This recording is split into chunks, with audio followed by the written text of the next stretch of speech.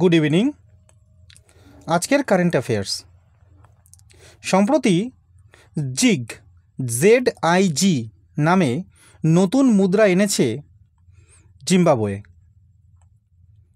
লামিটিয়া 2024 লামিটিয়া 2024 নামে সামরিক মহড়া সম্প্রতি সংগঠিত হয়েছে কোন দুটি দেশের মধ্যে? ভারত ও সেশেল। সেশেল আফ্রিকার একটি ছোট্ট দেশ। লামিটিয়া শব্দের অর্থ হল বন্ধুত্ব। এশিয়ান রেসলিং চ্যাম্পিয়নশিপ 2024 কোন শহরে অনুষ্ঠিত হলো? বিশক। কোন দিনটিকে বিশ্ব ফুটবল দিবস হিসেবে ঘোষণা করল জাতিসংঘ বা ইউনাইটেড নেশনস?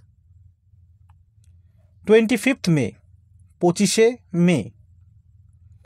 2024 প্যারিস অলিম্পিকের জন্য কোয়ালিফাই করা প্রথম ভারতীয় পুরুষ রেসলার হলেন আমান সেহরাবাত। Thank you.